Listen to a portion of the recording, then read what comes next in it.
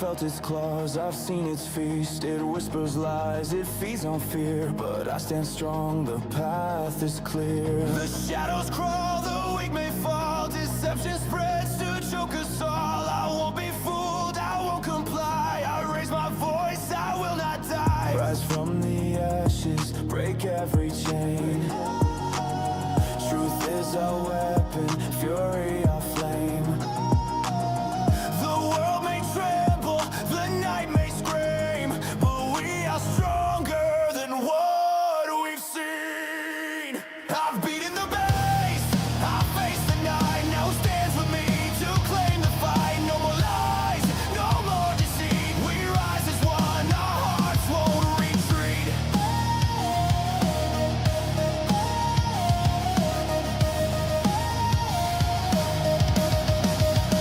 The beast may roar, it may claw, it may bite, it prowls the dark, it shuns the light. But we are fire, we are steel, we take our fate, we will not kneel. Eyes open wide, hearts burning bright, we move as one through endless night. The lies may try to pull us down, but we are kings and queens uncrowned. Rise from the ashes, break every chain. Truth is our weapon, fury our flame. The world may tremble, the night may scream, but we are stronger than what we've seen. I've beaten the base, I've faced the night. Now who stands with me to claim the fight? No more lies, no more deceit. We rise as one, our hearts won't retreat.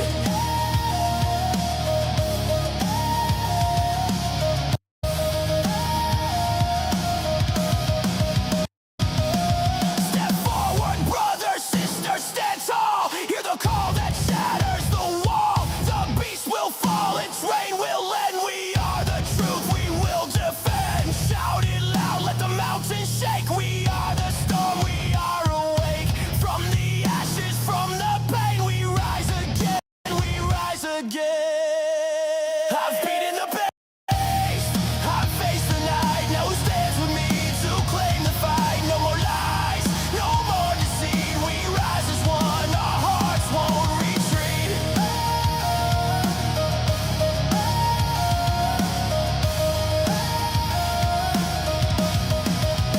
I know the beast, I've faced the beast, but we are many, our strength unleashed. Now step into the light, stand and see who will rise, who will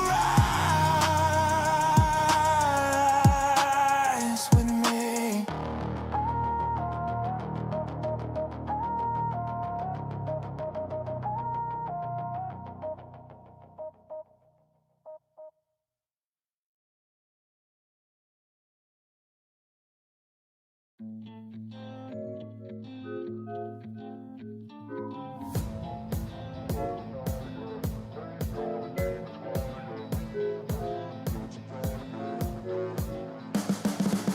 You can see the writing on the pavement. Young kids, they're growing up in basements. Online, a whole new generation. I'ma make mine, so you better go take it. Always, they need a new replacement. Decentralized, can't contain it. We're changing lives, yeah, upgrading. Call it suicide of the older generation. What keeps you up at night, yeah? Make all the demons quiet, yeah. We were built to thrive, yeah. I think that we've all had enough. What keeps you up at night, yeah? Make all the demons quiet, yeah. We were built to thrive, yeah. I think that we've all had enough. Oh, yeah, I think that we've all had enough. Sick of dealing with the old plan. They know that we're calling it wrong. You got me like, oh, yeah, I think that we've all had enough. Sick of dealing with the old plan. They know that we're calling it wrong.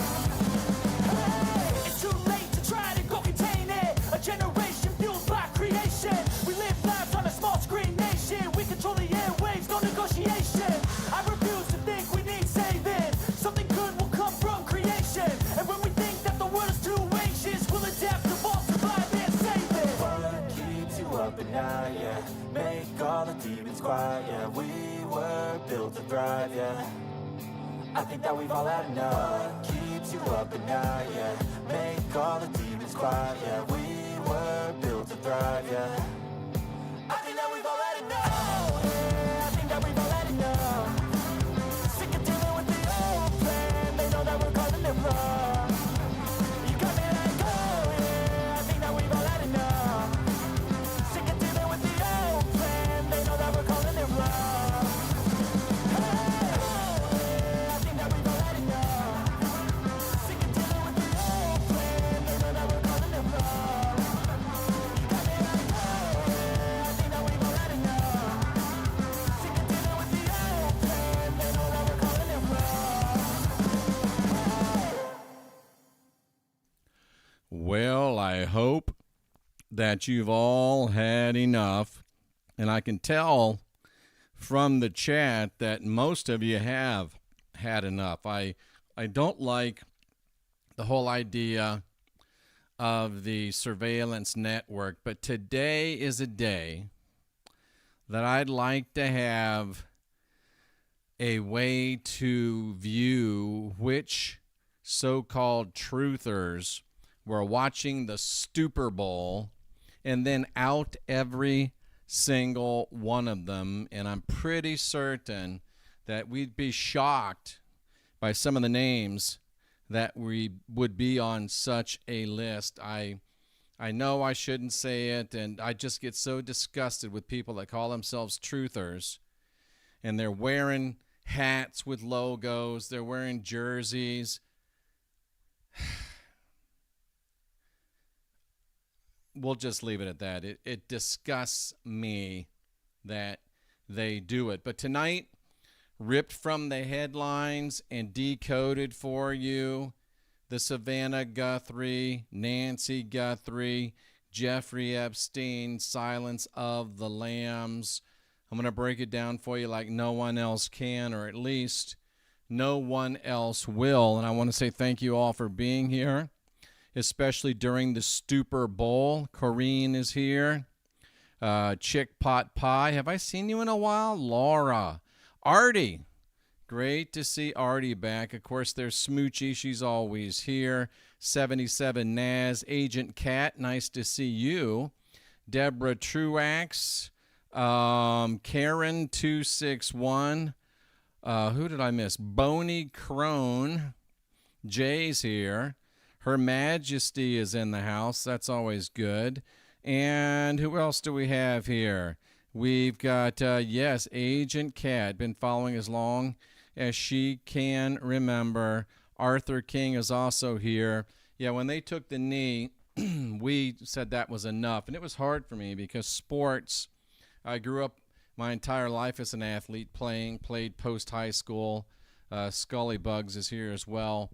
And my dad and I always enjoyed watching sports, but when they politicized it and when they did the knee thing, we were done. Over on Goyam, nice to see that somebody's already been banned. I love that. Scully Bugs in both places. Jaeger, Waffen is here.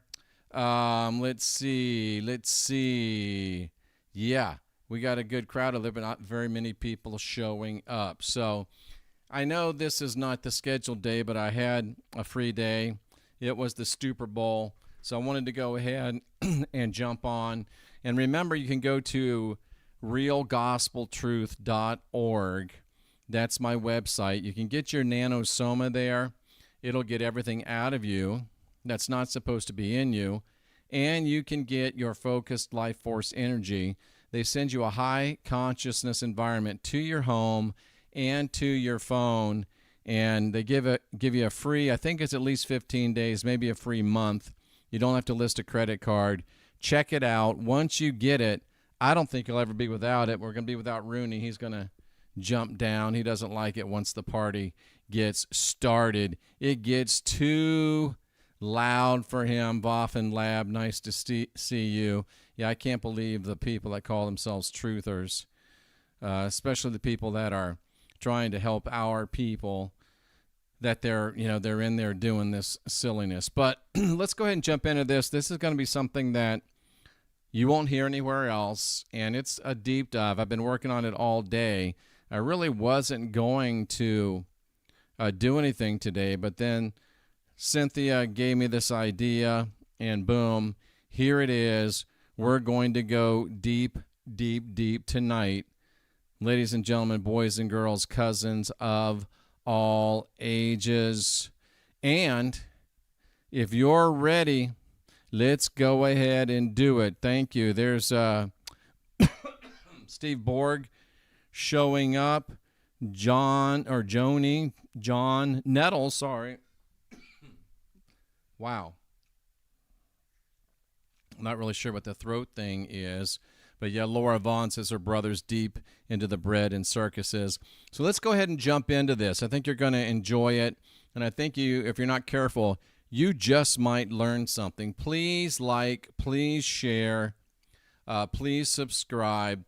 It helps us defeat the algorithm. So tonight I hope to give you a clear, up-to-date summary of the Nancy Guthrie disappearance. The 84, 8 and 4 is 12, which is a 3. You've got to notice these things. The 84-year-old mother of the NBC Today show co-anchor, Savannah Guthrie, her name is Nancy, and why some people are linking it to the Silence of the Lambs. Okay, let's talk first about the disappearance of this lady. Nancy Guthrie, age 84. Again, 8-4 is 12. 1-2, that's a 3. She was last seen at her home on January 31, 2006. File that away. It'll become interesting and important. She didn't show up for church the next day. File that away. It'll become interesting and important. Investigators believe that she was taken against her will. Her personal items and her car were left behind. And there's no indication, DX, no indication whatsoever that she left voluntarily. So there is a lot of evidence. There's a lot of things.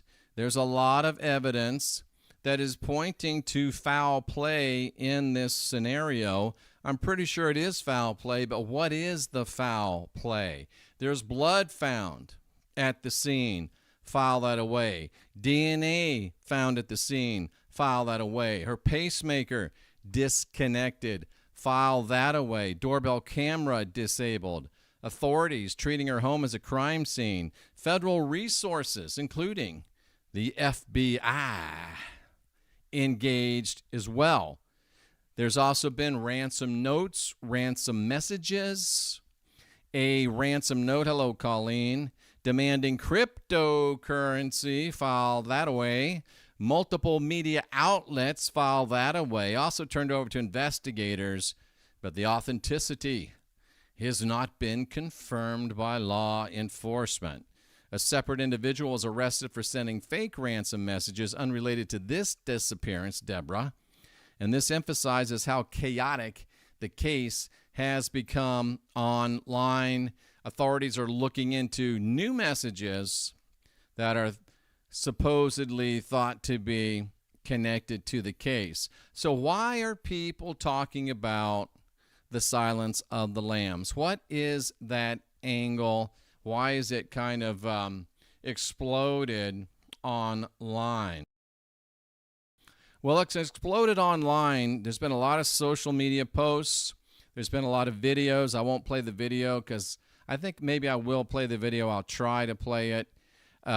Parallels have been drawn between Savannah. Is that her name? Savannah? Savannah Guthrie, the daughter. Yeah, I think it's Savannah. There's been a lot of parallels drawn between her public appeal for the safety of her mother compared to the appeal of the mother character on the Silence of the Lambs, appealing for her daughter. So there's an inversion, as they always like to do. On Silence of the Lambs, mother pleading for daughter. By the way, mother was a U.S. senator at that point.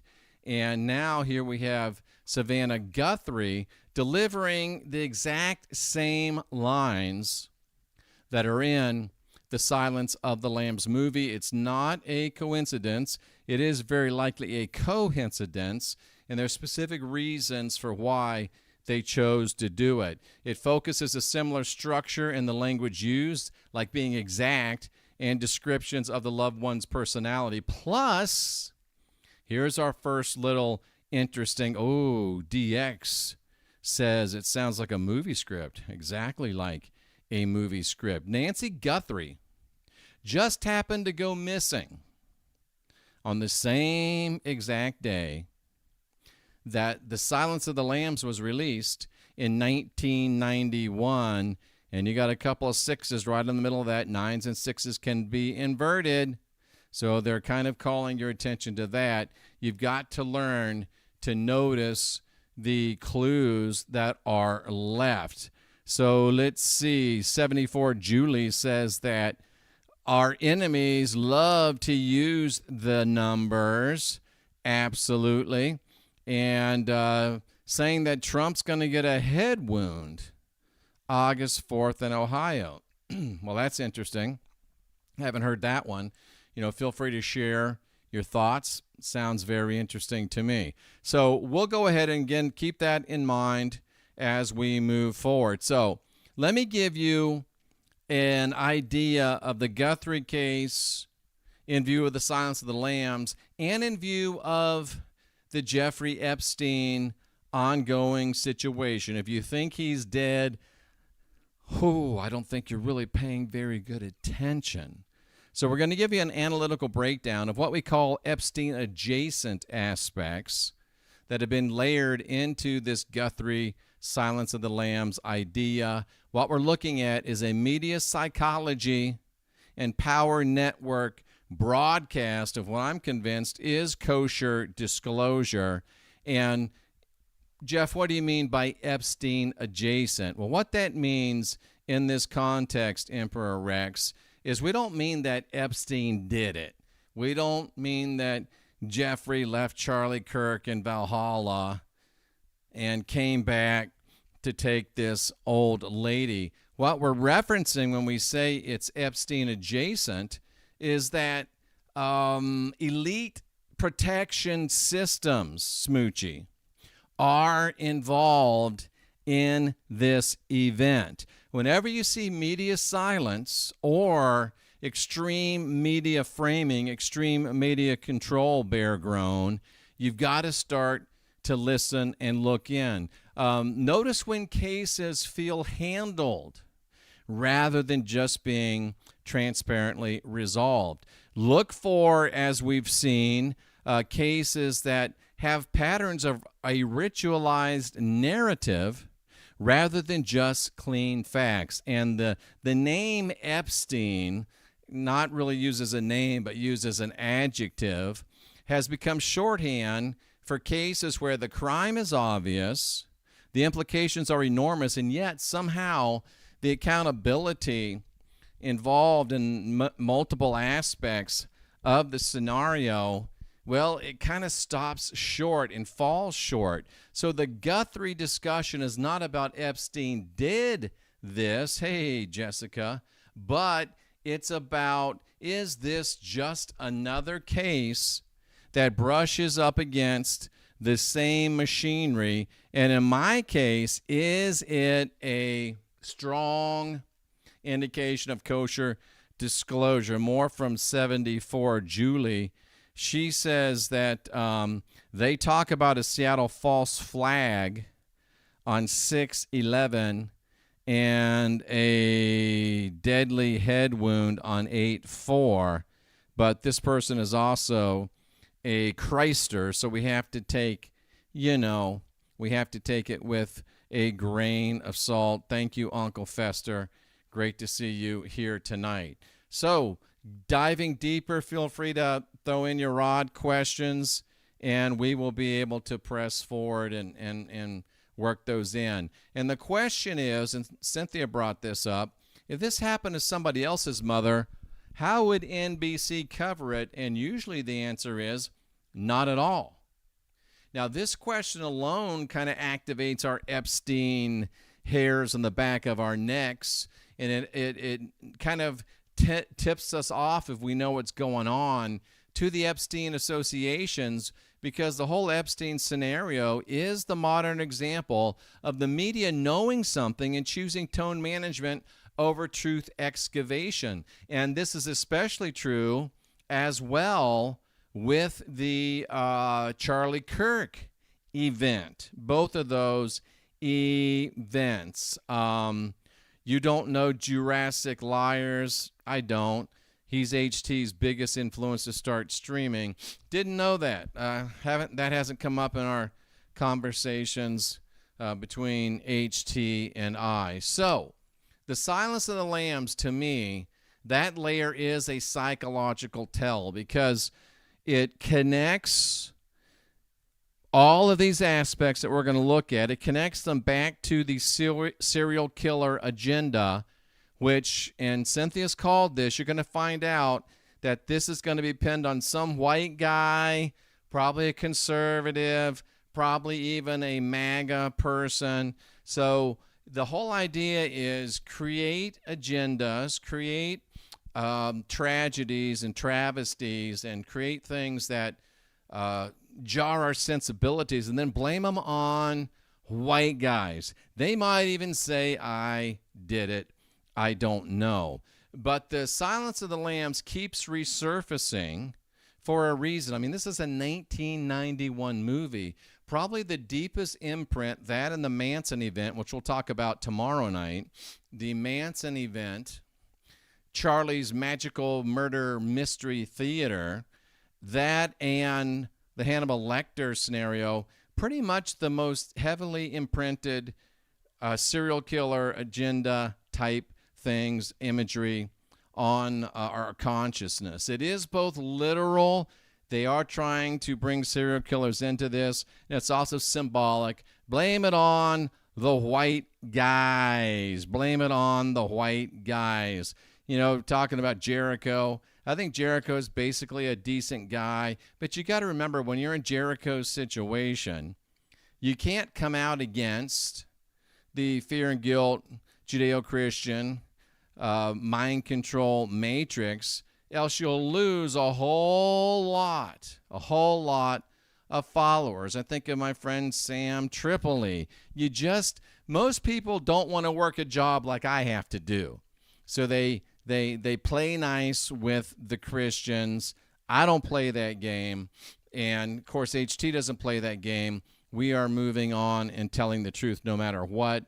74 July, I don't know how you say it. They were popular in the 80s, no doubt about it. If you've looked at my studies on Bundy, if you looked at my studies on Manson, which will be coming up again, it's a 200-slide deck, which is going to be, Dub Hagen, a ebook as well. You'll see that I pretty much don't believe or agree with the whole serial killer index. I think it's just part of the fear and guilt Judeo-Christian mind control matrix. We got a good crowd building tonight. So who is the God of the Old Testament? Well, that's Yahweh. We'll talk about him, Zach Brown. Claude is coming in. Lathia's coming in, a dragon. I think he wants us to think he's a dragon, but could I suggest that he's more like the Geico gecko than a dragon? He wants us to think he's a dragon. He's a reptile, but I think he's just, a little Geico gecko. Definitely a murderer. Definitely a liar. And the same, line with the Jesus character as well. Please go ahead and subscribe. Please go ahead, like, share. We need you to help us break through these, what are they called? Algorithms, Zach Brown. So, when you can reduce a victim to an object of leverage, you can create a public appeal that almost feels scripted, almost feels ritualized, and we're seeing that in this Guthrie case. And you get a sense of the audience, us, are being guided in how to feel, being guided in what to think. And I started a Telegram channel. It's The Christian Whistleblower. I forgot to put on there that I'm live. So I do have a Telegram channel. I know nothing about Telegram. I'm going to have to watch a video on how to get it going. I can't even put a picture on there yet. But it is there, and I should have let you know that I was going to be live. But Epstein's case permanently trained us, the public, to distrust when we see this, feels like a narrative containment, doesn't feel like raw chaos. And that is something that the Epstein agenda, the Epstein incident that's ongoing, really taught us if we were paying attention. So, the Epstein thing thematically is a betrayal of trust. Silence is complicity. Lambs can either speak of innocent people being maneuvered by the elites, or, as Cynthia pointed out, also sacrificial commodities, because the lamb was considered, obviously, a sacrifice. And Deborah reminds us that even in the Silence of the Lambs literature, the lambs actually were screaming. She was trying to find a silence in her mind, the Jodie Foster character, Clarice Starling. And I'm not sure the lambs ever quit screaming. Great catch there, Deborah. Outstanding catch on that. So this triad, Epstein, Silence of the Lambs, Guthrie, and all of the other issues and tragedies that come up, it creates this triad that touches something deep in us, and it says, who protects us? Who protects the real people when power structures close ranks? I watched the 2-hour interview today by Steve Bannon of Jeffrey Epstein, and wow, man, you ought to watch that. It'll mess you up. It's just crazy. Certain stories don't just feel tragic, they feel managed. I think this is definitely one of them. And as we get deeper into this, it's going to become very apparent. And I want to examine why this Guthrie disappearance triggered these comparisons to Silence of the Lambs, and why Jeffrey Epstein is always lurking in the background of that reaction. And whenever you say the name Epstein, it reminds you of these horrible PDF trafficking rings that are there still, and arguably aren't getting any better. They're getting worse. Yeah, it's called The Christian Whistleblower over on Telegram. Okay, let's start getting deep into this now. Nancy Guthrie case weirdness. Let's start looking at the ritual dating. Let's start looking at the ritual framing. And I found that X, led by Cynthia, X is a great place to study and find what people are saying about things. Now, you can't necessarily take everything as true, but it gives you a real nice place to start looking and digging, and you can always find a great rabbit trail to go down. So Nancy Guthrie, I've talked about this a little bit, age 84, 8 plus 4 equals 12. 12 is a 1 and a 2 equals 3. And as we've heard over in the Goyim chat, that that's definitely an occulted number. She was last seen at her home in Arizona, Tucson, Arizona. There might be something there. I didn't look at it. On January 31st, 2026. Now, I think this lady on X is called Trinity. And how many of you know what a coincidence that the Silence of the Lambs premiered on January 30th, 1991 in New York City? Can you believe that?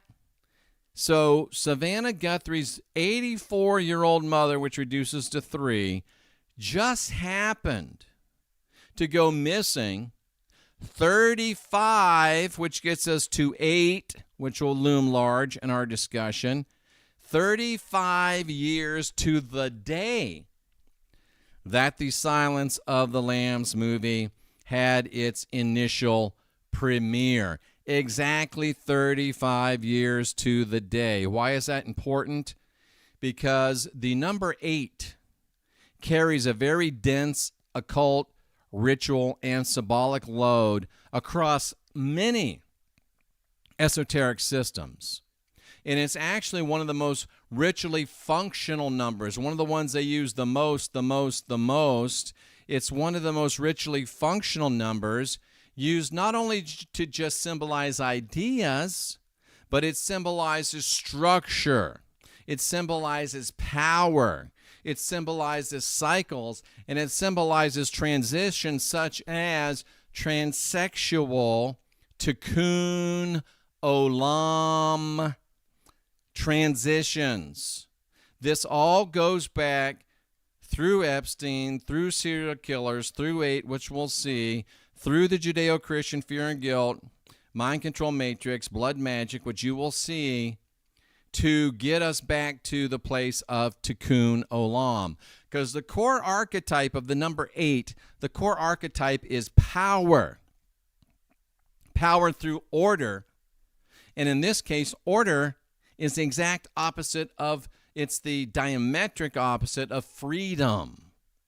You remember Jefferson saying that any people that are willing to trade security, that are willing to trade freedom for security, are worth neither, don't deserve either one. If you're willing to trade freedom for security, you're not worthy of either, Desiree. And my mind goes to the Christians who are willing to give up their divinity, their sovereignty, their freedom in order to have the protection of the Jesus character and the promise of sweet pie in the sky, in the great by and by. But they surrender their lives here and now while we're still around, down here on the ground. And there's a huge difference between heathens and Christians, and there's many. Here's one of the big differences between heathens and Christians.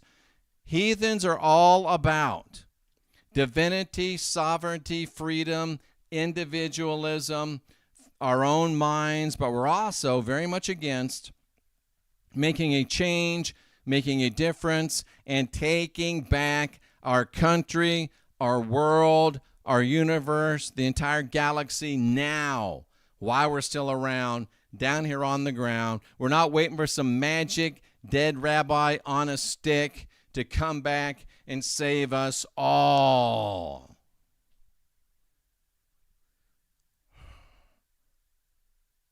Eight is control. Do you want to be controlled? Do you really want to be controlled? 8 is about being under power. Do you really want to be under power? There's not chaos in 8. There's not creation in 8. There's authority telling you what to do via structure. None of us want to be told what to do, but yet Christians willingly submit themselves to this structure. Maybe because they don't trust themselves. I don't really understand why they do it. I don't know why they do it. NBJ, nice to see you. O. Dubba Hagen, nice to see you. I Destroyer, nice to see you as well. We're going to get deep. Are you ready? I'm just trying to give you a little warm-up. So, the key themes of 8. Dominion. Do you want to be under dominion, Alethea? And listen to this. It's about cycles completed and restarted. The Christians are at the end of their rope. The Judeo-Christian fear and guilt, blood magic, mind control matrix is out of time. So they've got to bring a completion. That's what eschatology, their revelation, end time scenario is all about. And they've got to try to restart this game because this game's over. But their problem is we're figuring it out. We're figuring it out. 8 is all about a law or lack of true law, lack of true judgment, lack of true righteousness, manifestation of unrighteousness, And it's supposed to be about balance, but it's about tipping the balance of power towards them and away from those that want to live divine, sovereign, and free as individuals. The number 8 is also about the transformation through the constraint and the control of the narrative, a Cliff High word I stole, the narrative, the paradigm combined. And in occult logic, number 7, the Bible says 7 is the number of the Lord. That's completion. And if you are not Jewish, if you're a heathen, if you're white, black, brown, red, yellow, you should not follow that Jesus fellow. He's not your God. So they want to suck you into their matrix, assimilate you, so that they can make your distinctiveness part of theirs, and that completely cuts you off from your divinity, your sovereignty, and your freedom. And after you've been sevened, now we can eat you. Oh, they can eat you, boom. By a post-divinity, post-sovereignty, post-freedom authority. So when you give up your own divinity, when you give up your own sovereignty, when you give up your own freedom, well, guess what? Then you have to put yourself under the divinity of the fallen, failed God who's called Jehovah, who's called Jesus, who runs this system. And that is very, very important, because 7, they completely assimilate you, and then 8, they can dominate you, and you are letting them do it. Think about that.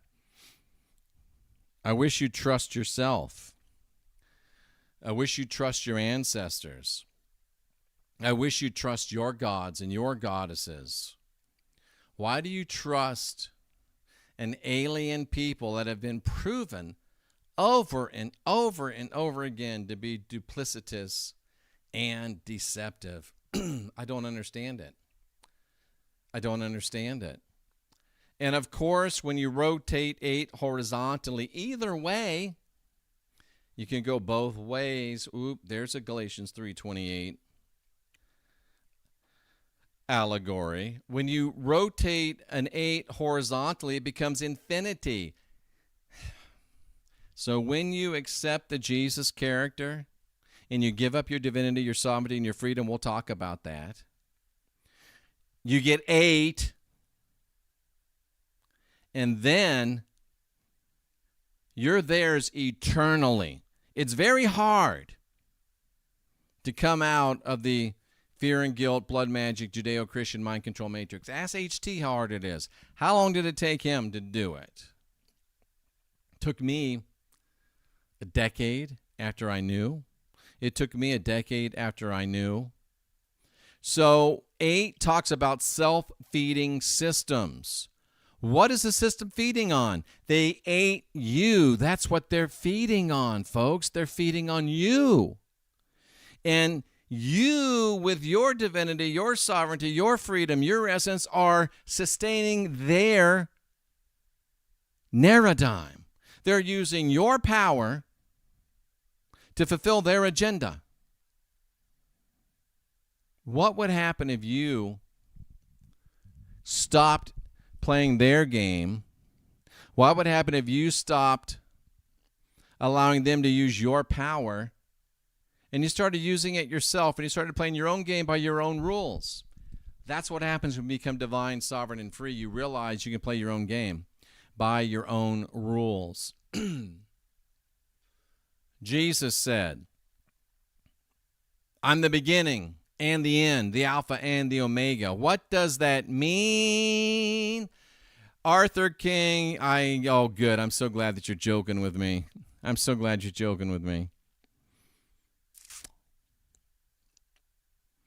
It means an establishment of an eternal order It's a closed loop authority, because most of the time, I hate to say it, but most of the time, when white people, black people, brown people, red people, yellow people, of course I'm most concerned about white people because I'm a white people, when we give our divinity, sovereignty, and freedom over to the alien religion, we most times never make it back.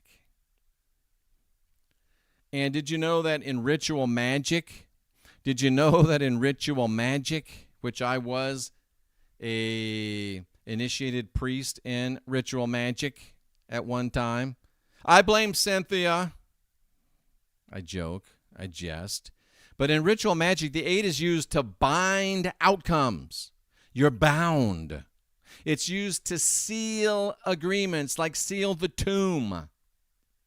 And it is used to create repeating effects, repeated habits, repeated addictions, repeated control systems, and repeated life cycles in service to the fiend of the universe. This is why elite institutions, including the church, hello, tribal defender, that's why they love loops. Financial loops, behavioral loops, psychological loops. And that's what we're talking about today. 8 also speaks of the octagon. And if you know anything about Solomon and the temple, you know that the octagon is replete. It's a double, what do they call that little box that they put on their heads? What's that little box called? I can't remember the name of it right now. What is the Kaaba? It's a black cube. What is the New Jerusalem, the city that comes down from God? It's a cube. And in the New Testament, in Greek, it's double emphatic. Verily, verily, I say unto you. Double cube. All of. And again, octagon, 8 sides, Saturn cube, exactly. All of the Abrahamic religions. Tefillin, thank you so much. That's exactly what it is. They all have this. The black cube, New Jerusalem in Christianity. The Tefillin in Judaism. The Kaaba, I believe it's called, the black cube of Islam. Yeah. And the octagon sits between a square, which is tied to the stolen earth, tied to the material realm, tied to perverted law, and the circle, which is true divinity, sovereignty, and freedom. It's the squared circle. They took our perfect, natural, beautiful circle and squared it off. Because you know why? You know why the word is angels? It's really angles, because who taught us this? I can't remember who taught us this, but they're fallen spirits. They're deceptive spirits hide in angles. Angles. Why do you think heathens think in circular terms? There's no angles, no place for fallen deceptive spirits to hide. But when you've got a double octagon, look at all the places. Look at all the angles for these spirits to hide. Draw these lines all the way through and look how many different angles are. Think of the Star of David, the Mogan David. What's that called? It's called somebody else's cube. I can't think of it right now, but Star of Rephaim. Think about that. They hide in the corners, as J. Bing says. They really do. They attach themselves to corners. And the occult function of a hexagon, the occult function of 8 is a gateway or a portal. The portal through which the Hebrew invaders, those from the other side, those from beyond came, it was a octagonal portal. And I believe that octagonal portal has been sealed by the Great One. It's also a chamber of transformation. We'll be changed in an instant, in the twinkling of an eye. That's your rapture. We talked about that within the last couple of weeks. Look on the channel. You don't want that. And there's also that idea of tikkun olam androgyny, getting rid of male, getting rid of female, coming together again through now the transsexual agenda, which Epstein is deep into. We did that yesterday, the day before. Wow. And it's also an ascension corridor for them to ascend to power, not you. That's why octagons appear in the temples. If the temple in Jerusalem was real, it was full of octagons. Baptismal fonts are usually octagons. That's a great question, Alethea. Do they travel here in Merkabahs? I'm going to ask the rods that. I say yes. I don't know what the rods will say. A Merkabah is just a big conglomeration of octagons. Is Alethea right? Did the invaders travel here in octagonal type crafts? Boom! Yes. Arthur King, that is Rabbi Laitman. I should have pulled that up and put it here. I've got it somewhere, but I don't want to waste your time looking for it. Just look up Rabbi Laitman, Jews coming from another universe. That's why they're also in ritual chambers. The earliest Christian baptismals are octagonal. Just put that into your favorite browser. It'll come up. Boom. So the octagon in its 8 sides signals initiation. It signals conversion. You're going to be initiated. You're going to be converted. The question is, are you going to be initiated back into your divinity, your sovereignty, your freedom, because it's been stolen from us? Are you going to be initiated back into your gods, your goddesses, your ancestors? Are you going to be converted back to the divine, sovereign, and free being that you are? Or will you be initiated into their ritualistic box? I'll guarantee you the Garden of Eden, if it was real, was hexagonal. And will you be converted into a drone in the Judeo-Christian Borg reality? Wow. This is really good. And we're just now getting started, folks. We're just picking up a little bit of momentum here. And as you've said in the chat room, it is alien disclosure. Numerology, the number 8 means Saturnian power. Power of Saturn. Saturn delivers a sound magnified by the moon directed at Earth. Now, I have a crazy thought. I think they've corrupted Saturn. I think it may originally, and in its correct design, be a benevolent magnifier. Let's see what the rods say. I haven't done this, so. First of all, let's say, does 8 talk about Saturnian power? Yes, it does. Let me show you how these work. Is Jeff wearing a pink jacket? No, not today. I don't even have a pink jacket. But I'd wear one if I had it. Has Saturnian power been corrupted? Yes. Ooh. Ooh. That's good. And in Western esotericism, Jay, they can't escape. That's why they're building bunkers. Great. The great one has cut them off. In Western esotericism, 8 is linked to Saturn. It's also linked to time. We did that one not too long ago. Time is on our side. Yes, it is. Time's on our side. We really stand outside of time. And the great Savitri Devi said we have to learn to be men and women out of time. Time is the Judeo-Christian fear and guilt, blood, magic, Abrahamic game. We don't have to play their game.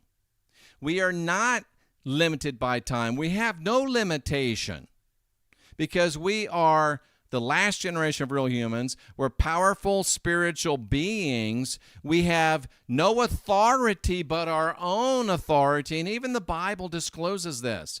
There's a verse in the Bible that says, that the best time was when each person did that which was right in their own eyes.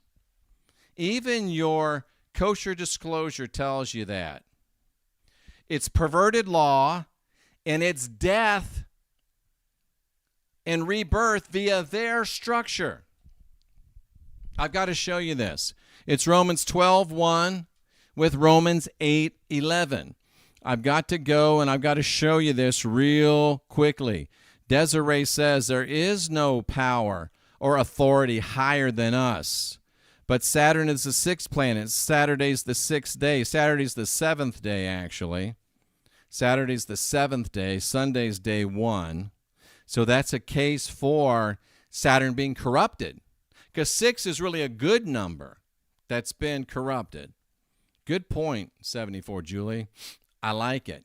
I've got to show you, what am I doing? Oh, I've got to show you Romans 12:1 and Romans 8:11. You have to see this to be able to understand what they're showing to us. So I'm going to go to Bible Hub. Don't own it. Don't make any money from it. I use it because I guess I'm used to it. I like it. I think it's the most efficient of the online interlinears, except right now when it doesn't want to work. It happens so often when we are trying to go live that it makes me sometimes wonder. But let's go to Romans chapter 12 and verse number 1. Once I get there, I'll bring this up for you. I don't want you to have to look through this. And let's do the King James Version because everybody loves a gay king. Everybody loves a gay king. So here, let's go to full screen so you can see it the most. Romans 12:1. Talking about transformation, talking about being under control, talking about being under authority. So I beseech you, you divine, sovereign, and free people. And I still can't believe they do this. Present your body a living sacrifice. Present your body a living sacrifice. What happens to a sacrifice? It gets killed. So what would happen to a living sacrifice? It would be emptied, but it would still be functional. That's called letting your spirit, soul, that's why I use the word thetan, let your thetan get cast out of your body so they can walk something else in. How can a person in their right mind say, yeah, I think it's a good idea for me to become a living sacrifice? That's a zombie. Why would you want to become a living sacrifice? If you think it's okay to become a living sacrifice, leave now. I can't help you. There's no help for you, and you're just dead weight. Present your body a living sacrifice, and then they say it's your reasonable service. In what world is it reasonable? In what mind is it reasonable to become a living sacrifice? Only in the Judeo-Christian fear and guilt, Judeo-Christian blood magic, mind-twisted matrix. I hope Julie's kidding when she says Jesus died for you. The least you could do is live for him. I don't need him to die for me because I'm divine, sovereign, and free. And then what do they want you to do? They want you to be transformed. This gets back. Yes, Julie, I knew you were kidding. This gets back to the Tikkun Olam transsexual agenda. Oh, Jeff, you're reaching. Really? Well, watch this. Go to the verse. Go to the word. What does transformed mean? We got to go to verse 2, so we just hit that. What does transformed mean? Boom. It means to have a metamorphosis, a metamorpho. It means to be transitioned. It means to be transformed. It means to be transfigured. It means to be changed.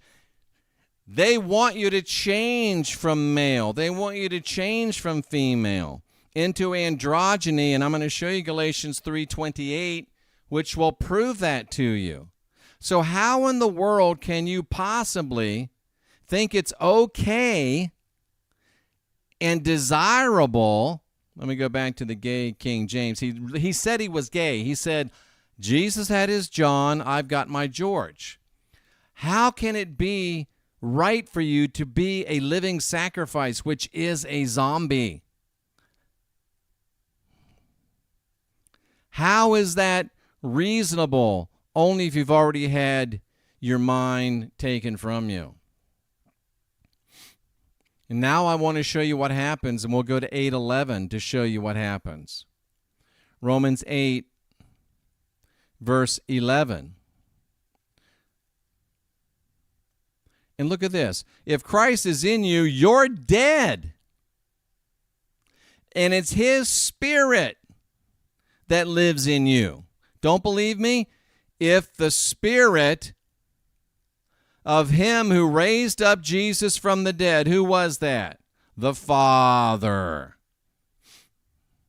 So Jesus stands at the door and knocks. He says, if you open the door unto me, I and my Father will come in, will live with you,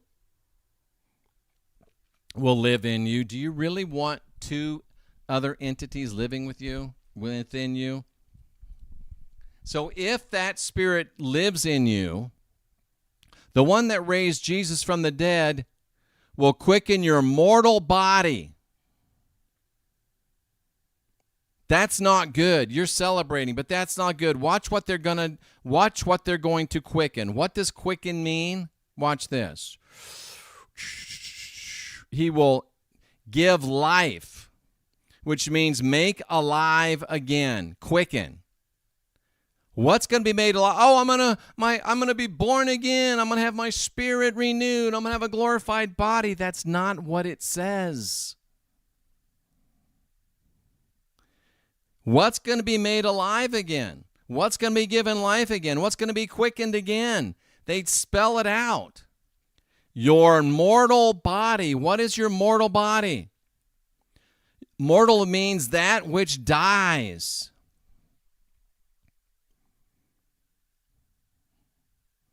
You signed up thinking you were going to play a harp in heaven. All you're going to get is have your dead body brought back over and over again until there's not enough left for them to bring back. And if you don't believe me, what does body mean? It means body. It means a corpse. It's just your body. And look what it says. You're going to be brought back bodily as a slave. That's what Jesus promises you. Oh, did you miss that part? Did you somehow miss that part? Well, that's why I'm here, to bring you back to that part, so you won't have this done to you without at least knowing that is being done to you. And if you do it willingly, that's your fault, and I have no empathy for you. I'm done with you. And they don't randomly destroy. They control through schedules, binding contracts. Why do you think you have to confess with your mouth that Jesus is Lord? It's got to be a binding contract. Why do you have to submit to the hierarchy? Your pastor, Jesus, God the Father. And why do you have to submit to their institutional power? Because all bureaucracies, banks, and systems of control, what's the common denominator in bureaucracies, banks, systems of control? They all resonate with the number 8. Why? Because 8 locks your intent into repetition.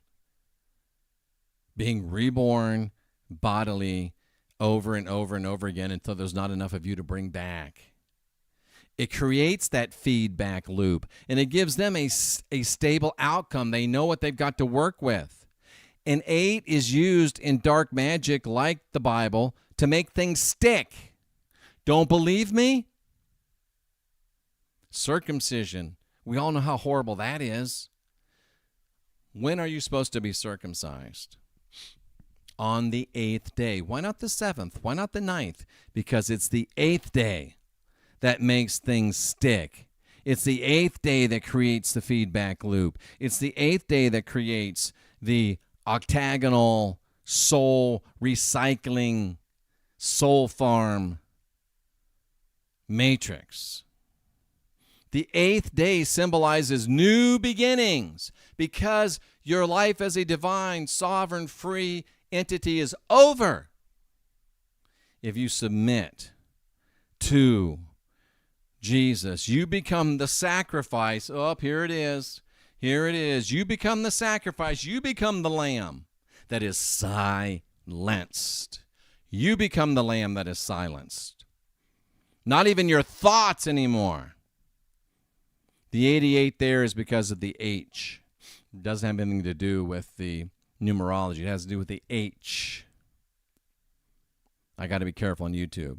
The eighth day symbolizes new beginnings associated with the supposed resurrection on Sunday, which is the eighth day. It's the death of the old divine sovereign and free you, and now the one that's worshiping the God of the Jew. When it's paired with circumcision, it is life from your death.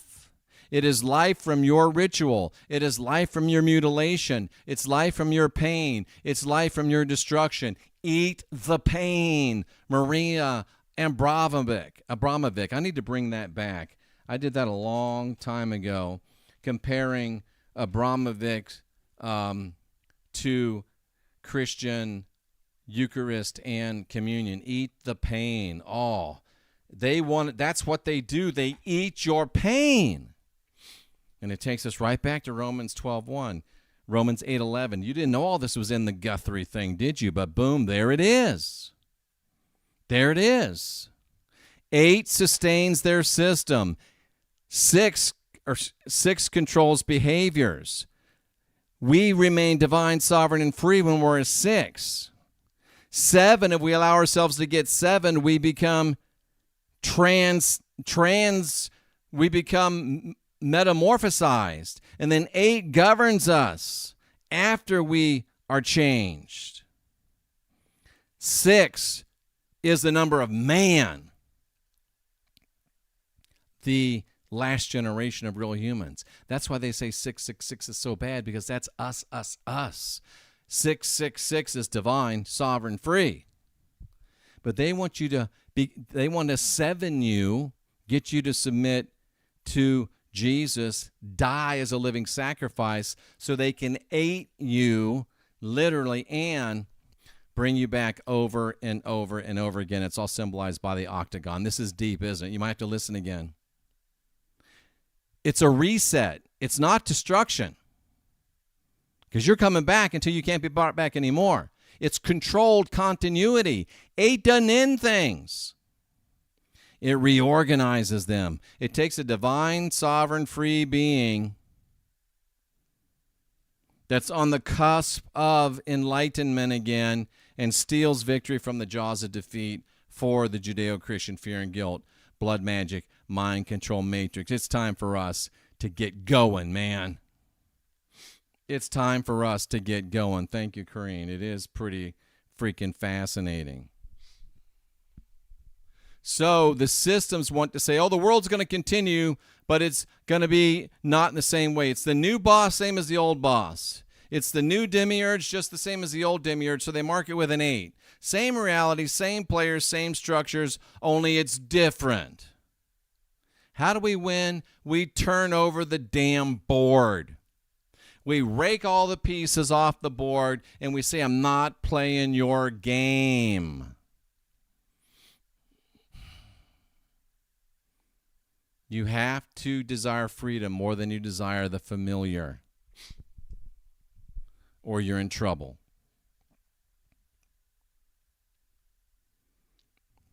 It's infinity, their 8 is. Infinity without divinity.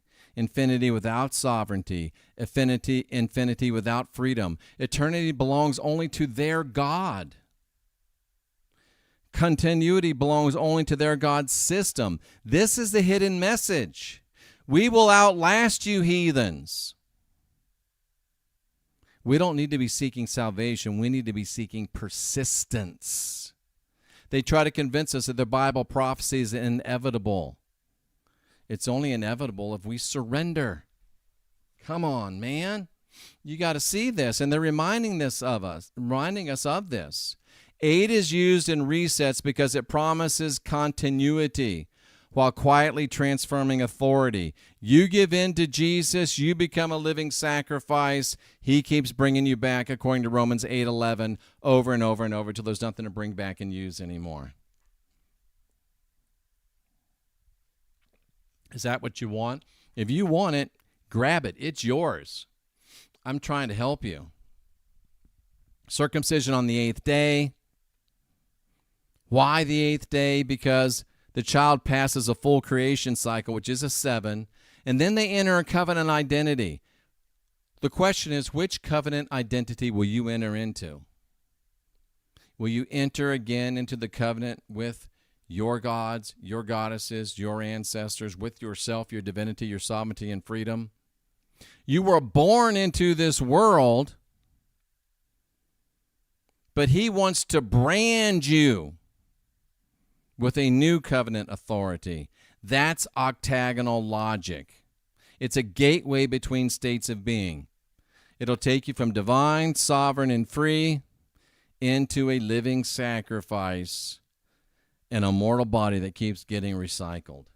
In the Guthrie, Epstein agendas to remind you of this. In the Bible, the octagon represents covenant transition, passing through death to renewed life under God's authority. Do you want that?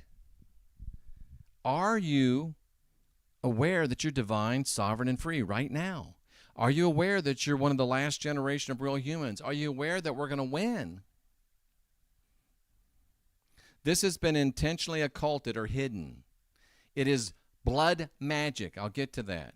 It's covenantal architecture, and the Bible is the most occulted book ever penned. Wow. Wow. This is deep, isn't it? I'm trying to give you a second.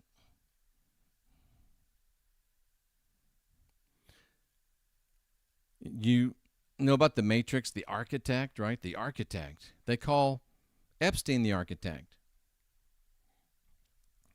But the Bible calls God and Jesus the architect. Hi, Carmen. The architect in the Bible is the Bible God himself. Now, it doesn't use the modern word architect very often, but it explicitly assigns the role to the God of the Bible. For he was looking forward to the city that has foundations, whose architect and builder is God. Why do they call Jeffrey Epstein the architect? Because Jeffrey Epstein was and is running and perpetrating the work of Christ Jesus. What does Galatians 3:28 say?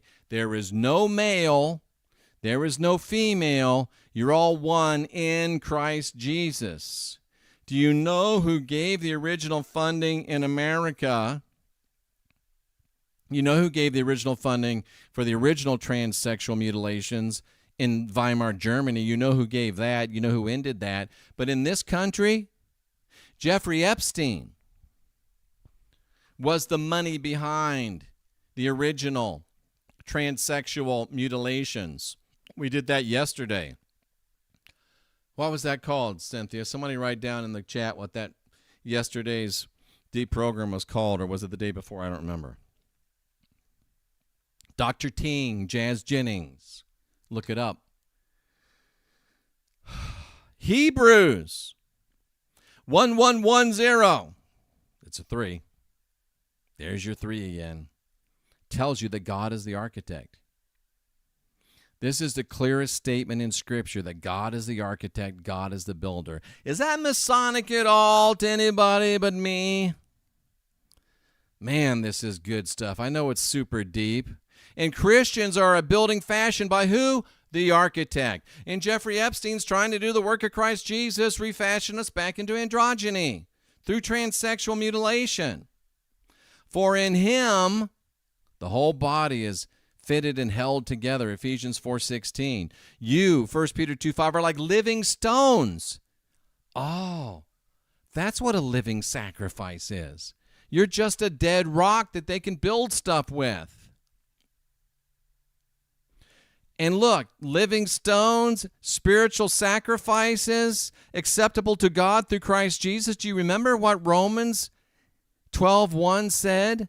Which is, make yourself a living sacrifice, wholly acceptable to God through Jesus Christ, which is your reasonable service. He's the master builder.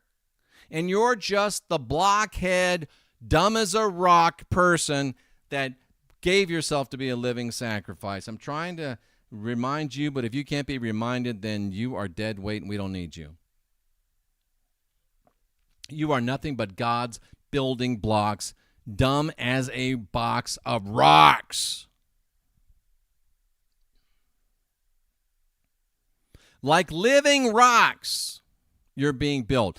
What's a living sacrifice? What is a living sacrifice? What is a living sacrifice? Well, we know what it is. It's an empty vessel. But a living sacrifice is a living stone. A stone is dead. Wow.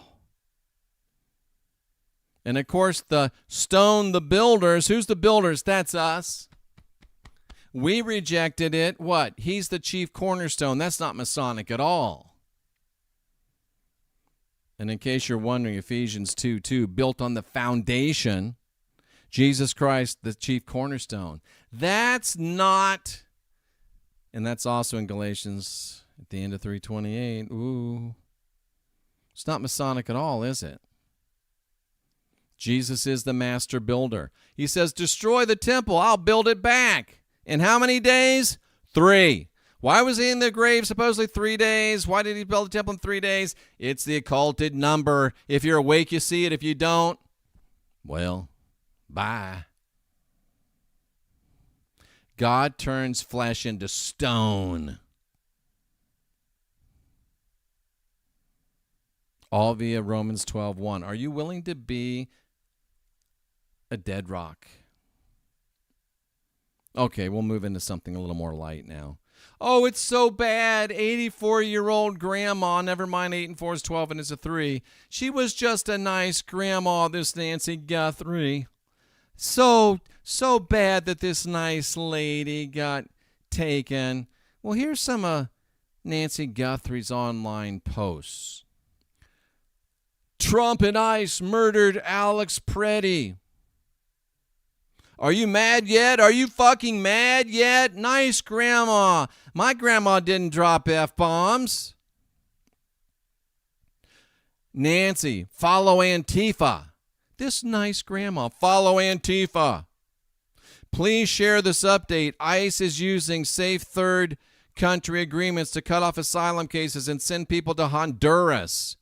Oh, ICE is trying to get people that violated our country's laws and snuck in and are killing people out, and that's a bad thing. Nancy Guthrie, poor old lady. There's no love in the White House. Those that trust this administration, I feel sorry for you. Nancy Guthrie. Not that it matters, but this family was here legally. No, they weren't. And the nice grandma. I'm so looking forward to seeing the Trump family in jail. What a nice lady. This is who she really is. But you won't hear that. She disappeared at 84. 1 and 2 equals a 3. Same day that Silence of the Lambs came out 35 years later, which is an 8. And how did they know? Because she didn't show up for church the next day.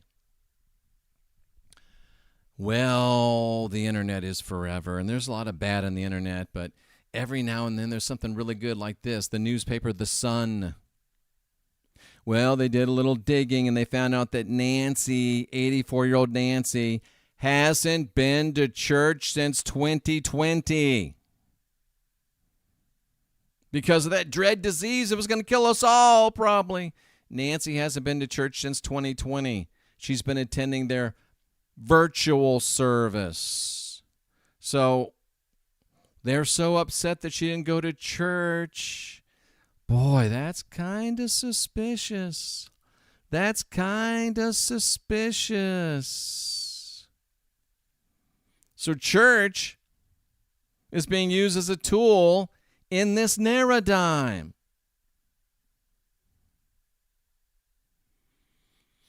Blood was found. To remind you, this is a blood magic ritual.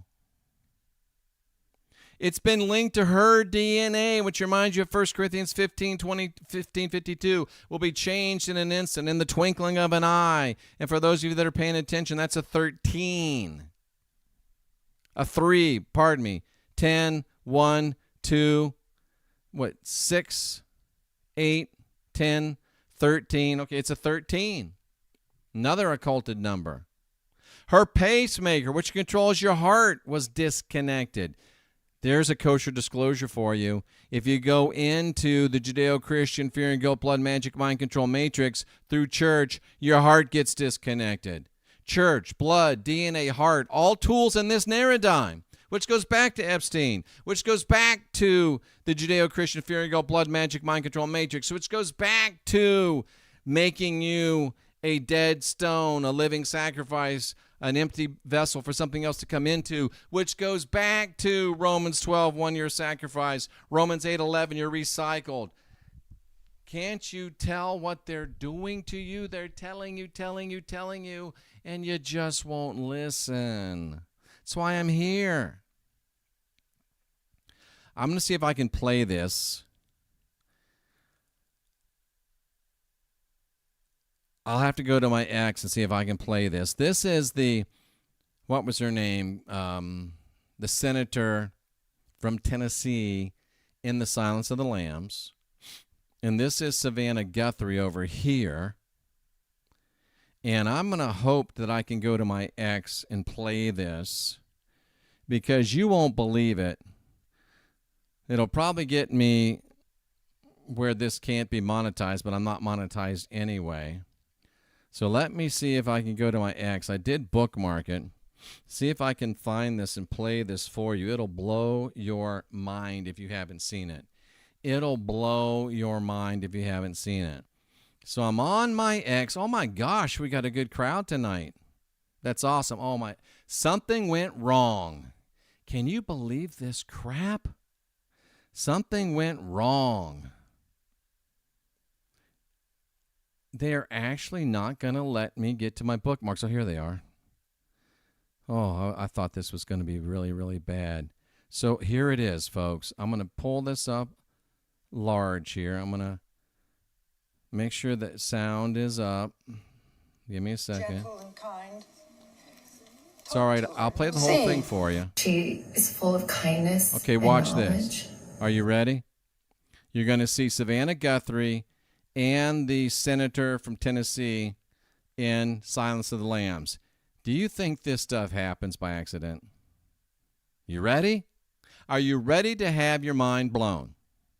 Watch. She is full of kindness and knowledge. Talk to her and you'll see.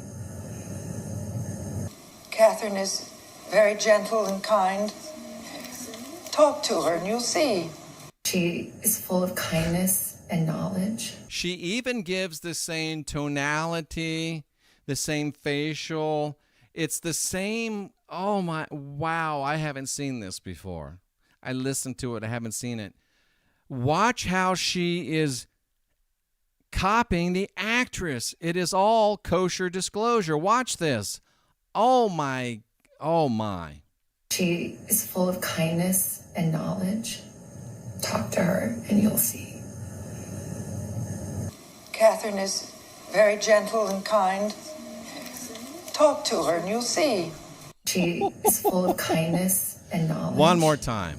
Talk to her and you'll see. Catherine is very gentle and kind. Talk to her and you'll see. She is. That does not oh shit, you're not seeing this, are you? I got to show you again. Sorry, thank you. Somebody should have reminded me, but okay. Let me go to a different window. Oh, I'm so sorry. I got so excited watching it myself. I'll show you. Here it is. Let me show you. I'll show you again. This is just too good, man. Watch. She is full of kindness and knowledge. Talk to her and you'll see. Catherine is very gentle and kind. Talk to her and you'll see. She is full of kindness and knowledge. Talk to her and you'll see. Catherine is very gentle and kind. Talk to her and you'll see. She Wow. The only way they could have made it more blatant is if they said, it puts the lotion on its skin or else it gets the hose again. It puts the lotion on its skin or else it gets the hose again. Put the fucking lotion in the basket. That's the only way they could have been more obvious. That's the only way they could have been. Oh, it puts the lotion in the basket. You know what I'm saying? That's the only way they could have been. Yeah, Cynthia's like, come on now. Really? Come on, guys. Are you that dense? Are you that dense? I don't think you are. Let's go ahead and finish this up. What do you say? I got to go back to the right window. Sorry. There it is. Yeah. You can't make that up. And it gets even better. Look at Savannah Guthrie and Jodie Foster. Look at Savannah Guthrie and Jodie Foster. Did you see that? Did you see that? Look how much they look alike. Wow. Yeah. Cycling Machine says, WTF, I was actually buying it for a second. Thanks, Jagger, for telling me I got it. You were buying it for a second. Why am I sleeping on this sofa? Because it was kind of creepy? Yeah. Yeah, Smoochie was like, oh, shit, how about that? They look so much alike. But that's not the weird part. Are you ready for the weird part? How about this one? This is Savannah Guthrie's sister, Nancy's daughter. Here's Buffalo Bill. Tell me they don't look alike. Now that's creepy. But I wanted to make it a little easier for you. Tell me they don't look alike. Do you think that's a coincidence? Can you? Do you think that's a coincidence? I mean, look at the nose, look at the mouth, look at the eyes. And just to make it a little easier, look at this. Are you kidding me? Are you kidding me? The world is a stage, and each of us plays a part. Deborah says, oh, man, is that creepy? Yes, that is creepy. I just want to see if we got anything coming in here I need to see. Yeah, that's creepy. We got some people in Rumble commenting. Wow, that's freaking creepy. The chin. I mean, shape of the face. And, of course, it begs the question, is she transsexual? You can't make this stuff up. I mean, the whole spirit of them is the same. It's like she's channeling. James Gum was his name. Now we know where Bill got his face. Exactly. Wow. That's worth the price of admission right there. Let me show you this full screen because this is just too much. Whoops. What happened? What happened? Oh, because I'm still on my X page. Let's go over here. Why doesn't it want to work? Huh. It doesn't want to work all of a sudden. Full screen. Well, you can stop it yourself and look. Yeah, can we say disturbing? Yeah. Okay. The ransom note demanded cryptocurrency. Did you know who funded the creation of cryptocurrency? Jeffrey Epstein. Jeffrey Epstein. You can read through this. It's very blatant. I was going to do an Epstein's Satoshi Nakamoto. I'm not going to go there. Hello, Alden. But Jeffrey Epstein funneled money into elite tech circles. Jeffrey funded the MIT Media Lab.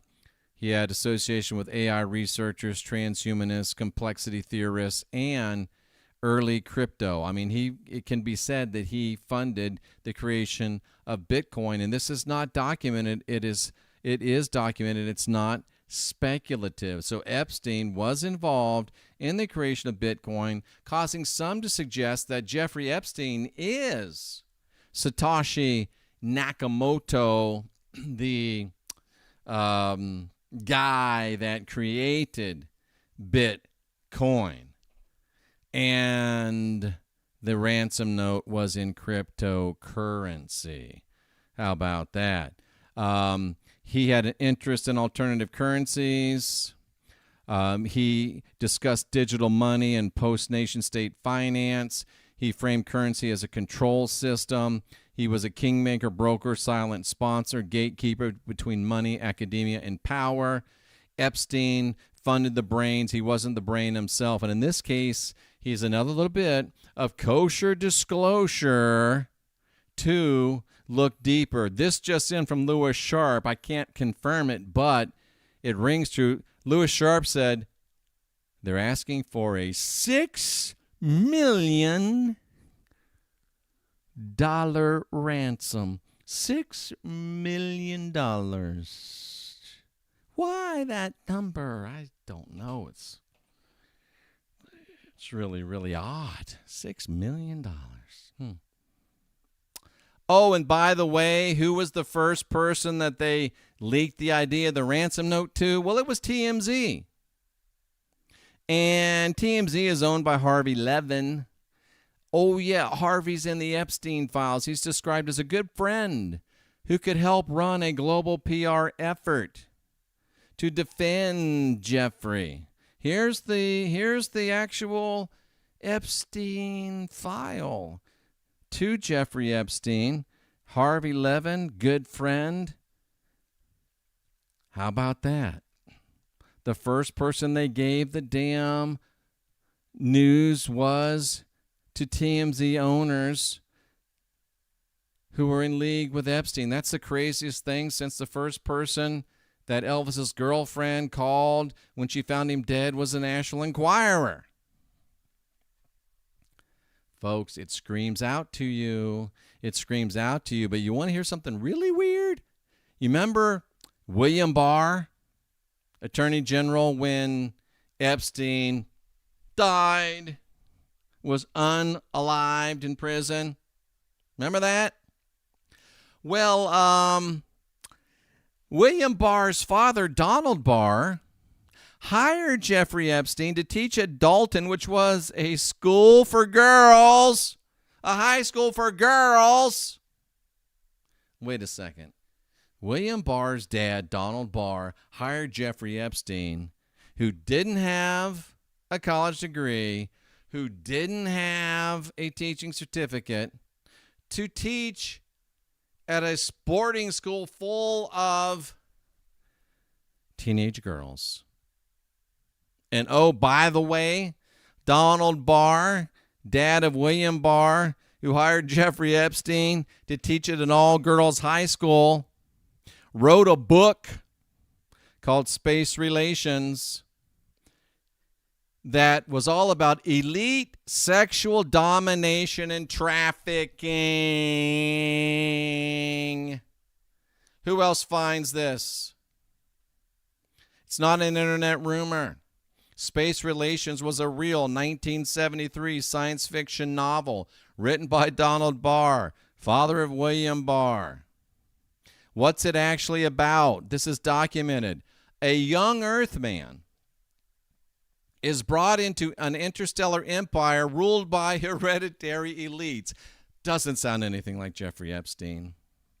Power there is maintained through sexual domination. Doesn't even sound anything like Jeffrey Epstein. It includes explicit sexual slavery involving minors. Doesn't sound anything like Jeffrey Epstein.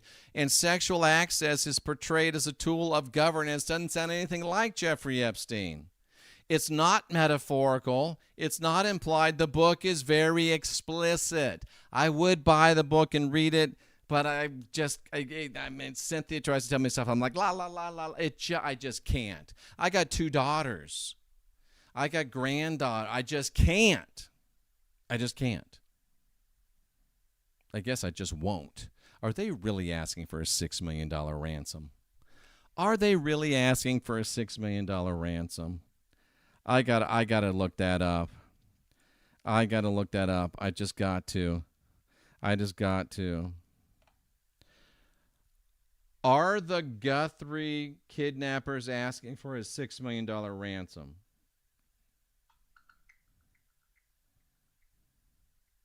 It's searching.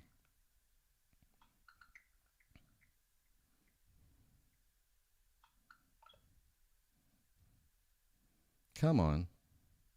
It's still searching. It doesn't like to talk about Epstein stuff. It's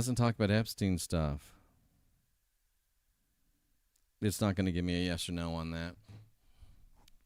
Wow. Can you believe this?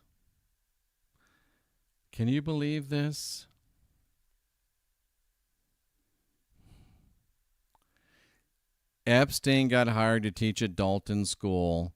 Donald Barr was the headmaster. Hired Jeffrey Epstein, no college degree, no teaching credentials, placed him around elite minors. His book was about elite control systems, sexual accesses, power, protected hierarchies, victims without a voice, and authority figures enforcing silence. And oh yeah, Savannah Guthrie, Ghislaine Maxwell. Savannah's husband worked for the Clintons, scrubbing the internet of the Clintons' crimes. Nancy's sister, the one that looks like Buffalo Bill, we'll talk about her in just a second. It's another great rabbit hole. Savannah knows too much. Is silence the real ransom? The journalist whose mother disappeared, Savannah Guthrie, interviewed all the Epstein victims.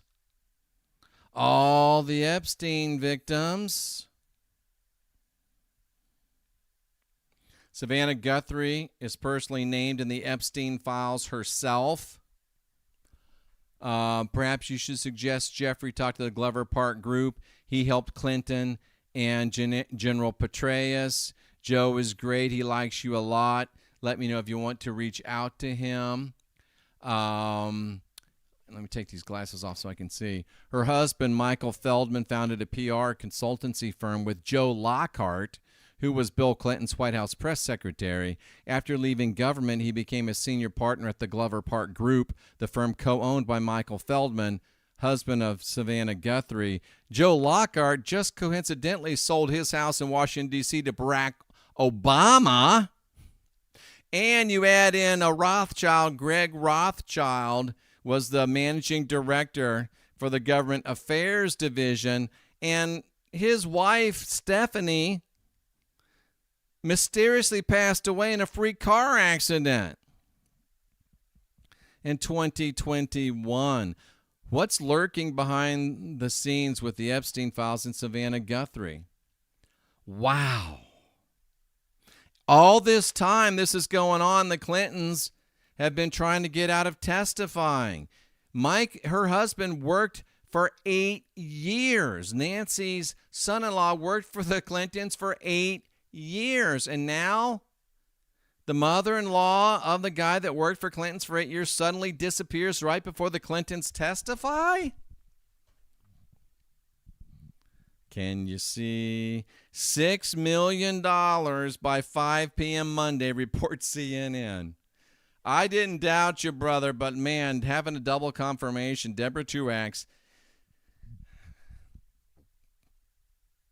the kidnappers are demanding a ransom of $6 million. Oh, boy, just when I thought it couldn't get any better. $6 million by 5. Oh, yeah, and by the way, Savannah Guthrie's brother was supposedly a pilot on 9/11. Woo! But wait, there's more. Savannah Guthrie interviewed, what was her name? This poor girl got hit by, she said, I am not suicidal. What was her name? It was Virginia Guthrie, whatever her name was, right? I'm not suicidal. She got hit by a bus after the interview with Savannah Guthrie and then took her own life a few days later.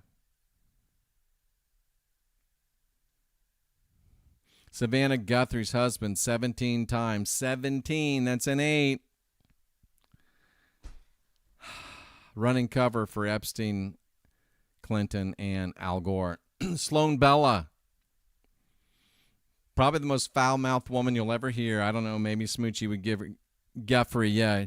Is it Guthrie? So that's very close. Sloan Bella also reporting on Savannah Guthrie's husband.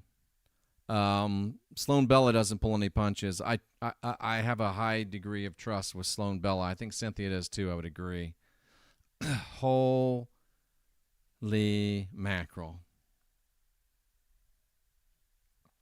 Holy mackerel. And there, notice the Black Eye Club. And, of course, you remember Guthrie getting all over Donald Trump because he wouldn't deny that there's a satanic PDF ring. I don't know if I'd go satanic. I think that's just part of the nomenclature. But and then there's another place where they were pushing them. They're against PDFs. And Trump says, well, is that a bad thing? Trump fails to denounce QAnon.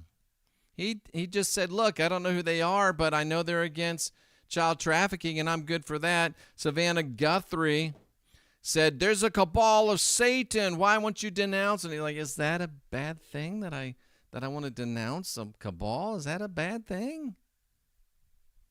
Harvey Levin helped out Epstein. Nancy Guthrie's mom demanding $6 million in Bitcoin.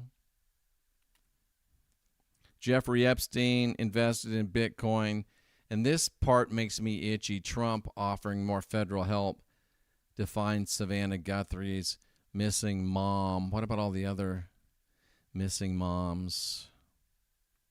And oh yeah, by the way, the sister, she works for Core Press Institute, Annie Guthrie, writer and a jeweler. What do? They're a sex diversity initiative. And she works to bring LGBTQ education and resources to schools and children. In other words, she wants to help groom children and help convince children to undergo transsexual mutilations.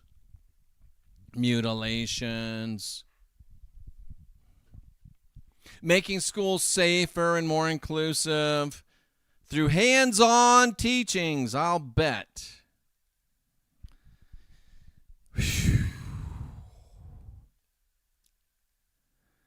You put it all together, and what have you got?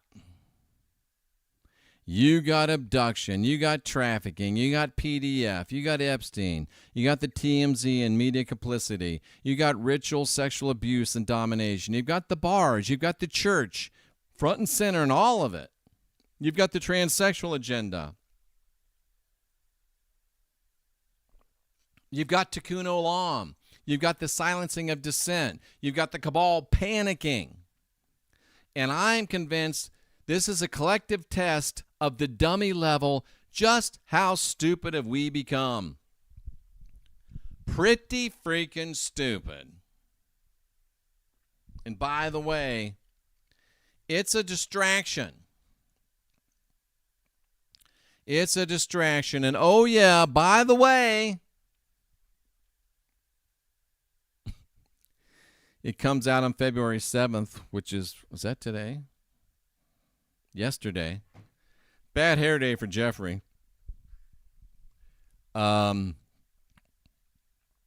a shocking discovery, Slay News, which is kind of cool, I've just come across it lately, is reporting that Epstein's properties had secret bunker networks, underground tunnels. Who knew? Who knew that such a thing was going on? Why does a math teacher that owns a plane set off red flags? Yeah, I don't know. Related to Roseanne Barr? I don't know. It puts the lotion in the basket, yeah. Newly released emails from the Department of Justice raised disturbing new questions about Jeffrey Epstein, revealing that at least 2 of his properties appeared to contain secret underground tunnels and bunker networks. Epstein maintained a long-running obsession with a mysterious tunnel at his private Caribbean island, directing the staff repeatedly to renovate and maintain the subterranean structures.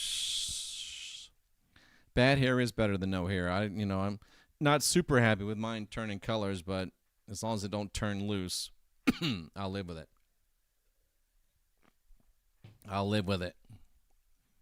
But here's the real, oh, by the way.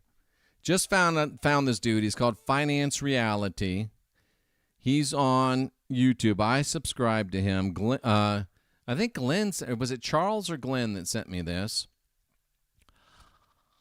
While we were worried about the poor grandma, the potty-mouthed grandma with all of the cabal stuff and, yeah, this whole thing we just talked about. While we were distracted, this weekend, the Digital Currency Act will take effect.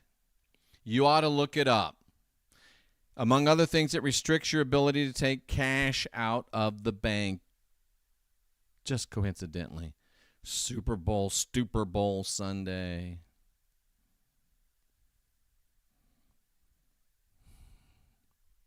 Guthrie, Silence of the Lambs, Epstein.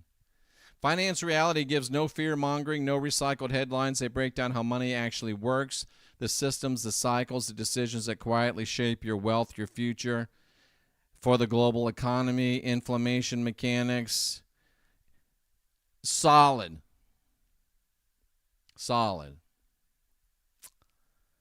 Well, folks, what do you think about that? What do you think about that? That, I think, was some pretty solid deprogramming. Boy, you learned some things tonight, didn't you? And just to leave you with something that really hits home. It won't do it full screen. Just to leave you with something that really hits home. Yeah.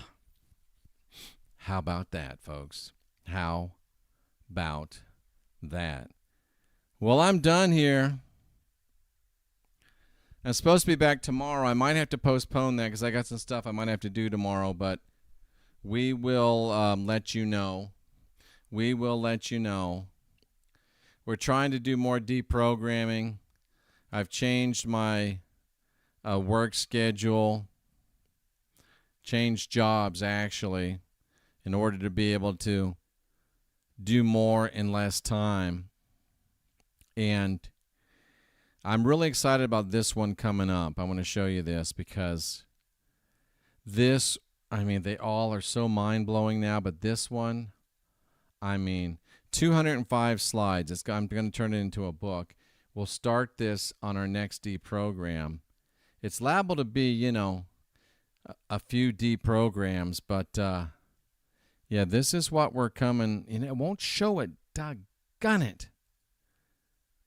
Manson's magical murder theater. The Manson murders were an MK Ultra psyop, a mind control experiment. Nobody died at the Tate household that night. Nobody died. Next time on our little channel. Well, folks, I appreciate you very much. Way better than the Super Bowl. Thank you. Let me remind you, you're divine, you're sovereign, you're free. You don't have original sin. You got the spark of divinity within. Get up off your knees. Don't go on bended knee to somebody else's savior.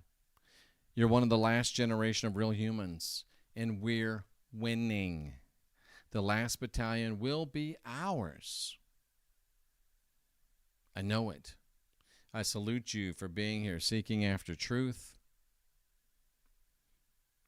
And we'll see you again real soon. And one of the best bits of news I can give to you is that one of the best things I can remind you of is that yes, I will start the Manson stream at the very beginning. In fact, it's the beginning of the beginning. What do I start with? I start with part one, who are the players? Yeah, we start at the very, very beginning. Yeah, we're going to go right back to the beginning. And the beginning really is with Jay Sebring. So, yeah, next time we're together, that's what you'll see.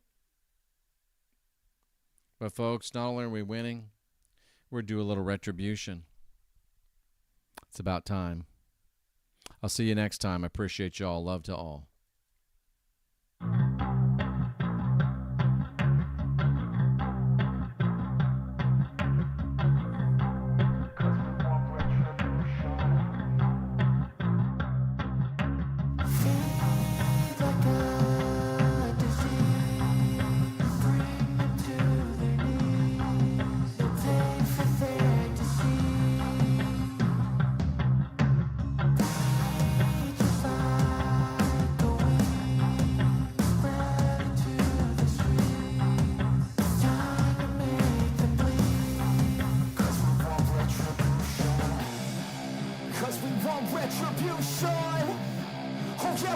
Retribution. Oh, yeah, we want retribution.